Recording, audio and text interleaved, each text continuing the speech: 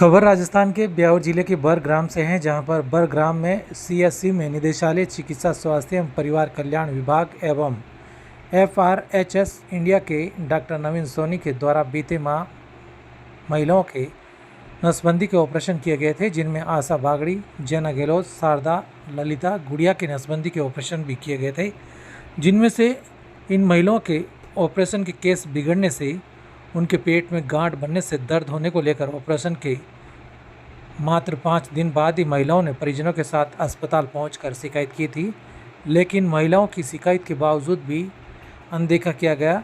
जिसके बाद आज शनिवार को चिकित्सालय में नसबंदी शिविर के आयोजन के दौरान सभी 5 महिलाओं और उनके परिजन मदन भाटी, भगवती प्रसाद मिश्रा इत्यादि चिकित्सालय में पहुंचे और नसबंदी का ऑपरेशन करने वाले डॉक्टर नवीन सोनी को महिलाओं के पेट में गांठ होने से होने वाले दर्द को लेकर अवगत कराया, लेकिन डॉक्टर नवीन सोनी के द्वारा सभी ऑपरेशन करवाई गई महिलाओं की समस्या को सुनने की बजाय भी गंभीरता नहीं दिखाई, जिससे उनके रवैये से महिलाएं एवं परिजन आक्रोशित हो गए, जिससे गुस्साई महिलाओं और परिजनों के द्वारा चिकित्सालय परिसर में हंगामा किया गया और नसबंदी ऑपरेशन बिगाड़ने को लेकर परिजन आक्रोशित हो गए। मैं इस मामले को लेकर सीएमएचओ को भी अवगत कराया गया, जिससे एक बार तो मामला बहुत गर्मा गया। वहीं मामले की सूचना मिलने पर रायपुर ब्लॉक चिकित्सा अधिकारी डॉक्टर राजबंधु बिरला ने भी मौके पर पहुंचे और आक्रोशित महिलाओं और परिजनों से काफ़ी देर तक समझाइश की, जिसके बाद मामला शांत हुआ। हम वो स्टिच की बात नहीं कर रहे, हम उसके अंदर जो गांठें बनी हुई है उसकी बात कर रहे हैं। दो पेशेंट तो ऐसे हैं कि वो बोल रहे हैं कि हम आराम से नीचे बैठ भी नहीं सकते, नीचे बैठ के तो खड़े नहीं हो सकते।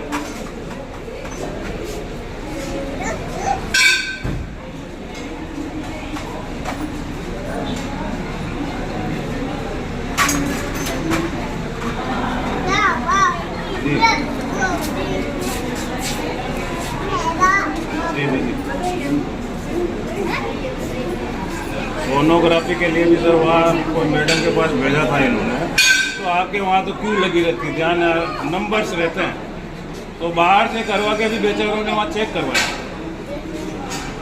हाँ, फिर भी चेक करवा दिया कि चलो ये सोनोग्राफी लिख रही है मैम, रेणु मैम है, कौन मैम है। हाँ, तो उन्होंने सोनोग्राफी लिखी, बोले या तो आपका नंबर नहीं आएगा, बाहर जाके चेक करवा लो।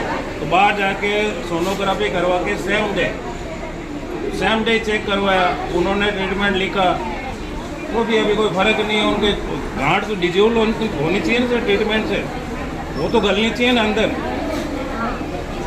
तो गांठ एज है बस।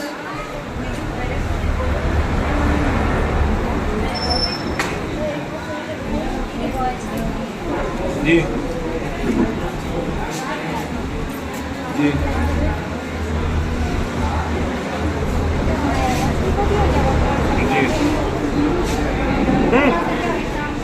सर, अब मैं एक आपसे रिक्वेस्ट कर रहा हूँ कि अभी 2 पेशेंट को जाना है बेंगलोर, वो बेंगलोर रहते हैं, वहाँ बिजनेस सेटल्ड है, तो अब कैसे क्या करें बताओ आप। अब वो ट्रीटमेंट बोले अजमेर से होगा, अजमेर वाला ट्रीटमेंट कैसे वो अब्जॉर्व करेंगे, बेंगलोर से वहाँ आएंगे अजमेर, हर 15 दिन में ट्रीटमेंट तो चेक करवाना पड़ेगा ना, पेशेंट को चेक तो करवाना पड़ेगा। और आपको मालूम है स्कूलें ओपन हो रही है, बच्चों के एडमिशन के भी चल रहे हैं, और वहाँ कैसे एडमिशन्स होते हैं आपको भी पता है।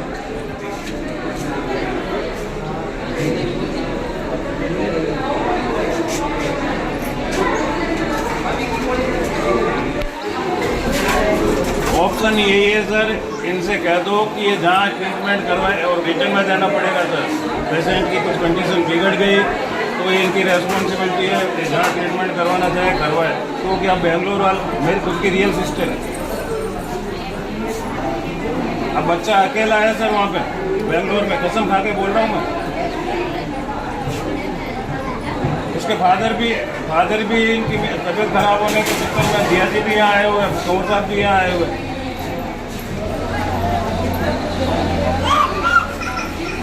हाँ, विजिबली दिख रही है ना, आप बात करो ना सर, आप सीएमएचओ साहब से बात करो ना सर, गांठें दिख रही है, हाथ लगाते फील हो रही है।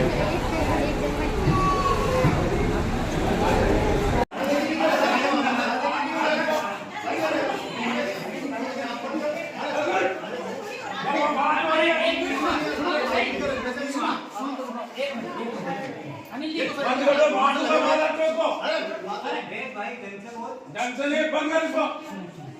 मना कर लिया ना, ऑपरेशन नहीं होगा,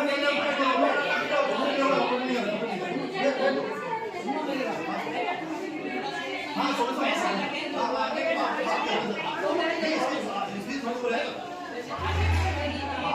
बाहर निकाल ले इसको। 18 તારીખને કેમ્પ लागू तो અને 18 તારીખનો ઓપરેશન કરાયો હતો. 18 તારીખ બાદ 25 તારીખને ટેકા ખોલ્યા હતા. મારા મિત્રો ટેકા ખોલ્યા હતા.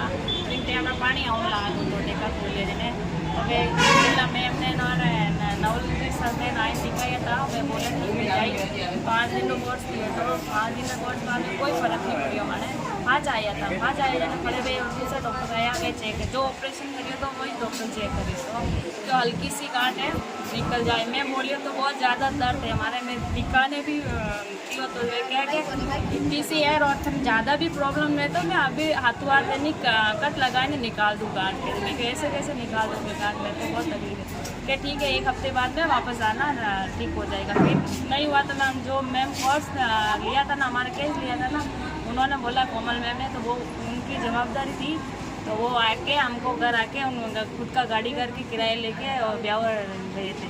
ब्यावर फिर अमृत कौर हॉस्पिटल गए. उधर में हमारे को बोला कि 2-3 दिन बाद में आएगा तुम्हारा रिपोर्ट. इधर अभी नहीं आ सकते, अभी इमीडिएटली जांच नहीं होगी, वेट करना पड़ेगा सोमवार तक. तो हमारे को पेट बहुत दर्द है तो हम वेट कैसे कर सकते हैं.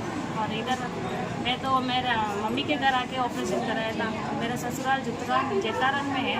मेरे को वापस बेंगलोर जाना है तो मेरे को बहुत जल्दी था इसलिए मैंने प्राइवेट करवा दिया. प्राइवेट में मेरे को पैसा लगा तो वो पैसा कौन देगा हमारे को.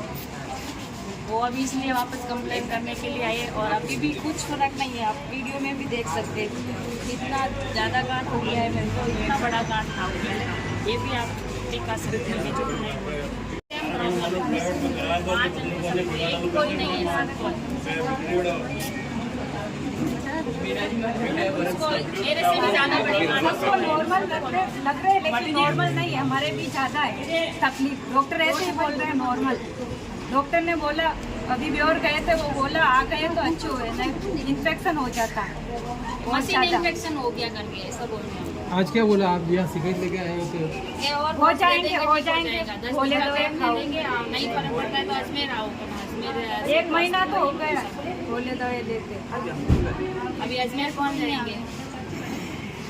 अभी कई 18 तारीख को यहाँ पे नसबंदी के ऑपरेशन कैंप डालकर नसबंदी के ऑपरेशन जो प्राइवेट संस्था द्वारा गवर्नमेंट ने उनको दे रखी है प्राइवेट संस्था को उस संस्था द्वारा यहाँ लगभग 65-70 ऑपरेशन किए गए थे. उसमें से 7 या 8 ऑपरेशन ऐसे हैं कि जिनके अंदर पेट के अंदर एक 10 इंच बाई 10 इंच की गांठें बन गई. जब आके इनको बताया ऑपरेशन के तुरंत 7 दिन बाद इनको बताया तो बोले कि ये हो जाएगी ठीक हो जाएगी ठीक हो जाएगी. अभी तक लगभग 1.25 महीना गुजरने के बाद भी सेम वो कंडीशन बनी हुई है. पेशेंट न नीचे बैठ पा रहे हैं न उठ पा रहे. इसके बाद भी इन लोगों की ऐसी लापरवाहपूर्ण बातें ऐसा जवाब इनका कि मतलब कोई भी व्यक्ति हैरान हो जाए. अपने बच्चों को छोड़ के दूध पीती है बच्चों को छोड़ के और ये आती है ऑपरेशन करवाने के लिए और उनके बाद ये हालत होती है तो घर पे बच्चे भी परेशान घर पे गार्जियन भी परेशान. कोई इनका किसी तरह का कोई मतलब जवाबदारी वाला वो जवाब भी नहीं है कि भाई ये होगा. अब कह रहे हैं कि अजमेर आ जाओ. किसी पेशेंट के पास अजमेर जाने का आने जाने का किराया नहीं. किसी को कहीं जाना हो किसी के बच्चे छोटे हो अजमेर आ जा सकते हैं क्या. कोई भी नहीं जाएगा अजमेर. यही जो होगा ट्रीटमेंट यही होगा. अजमेर हम जाने के लायक नहीं है और हमारे जो पेशेंट है उनको जाना है बाहर खाते कमाते हैं. अब अजमेर जाकर इलाज करवाना हमारे लिए संभव नहीं है. और रही बात यहाँ बर हॉस्पिटल की भी बर हॉस्पिटल में भी एक्सरे मशीन जो दानदाताओं ने दी थी वो कई सालों से बंद पड़ी है. उसकी कोई मतलब अवेयर भी नहीं है कि भाई इसको तैयार करवा दे. अब एक्सरे करवाने भी और जाना पड़ता है. ये हालात है. जो ऑपरेशन को लेकर जो शिकायत आ रही है इसके बारे में आपने उच्च अधिकारियों को अवगत कराया गया. उच्च अधिकारियों को तुरंत 4 दिन बाद में अवगत करवाया. अवगत कराने के बाद बोले हाथ लगा के ऊपर से चेक करके बोले हो जाएगा ठीक. उसके बाद भी ठीक नहीं हुआ तो 7 दिन बाद फिर चेक करवाया. अंदर से पानी आने लग गया. फिर चेक करवाया.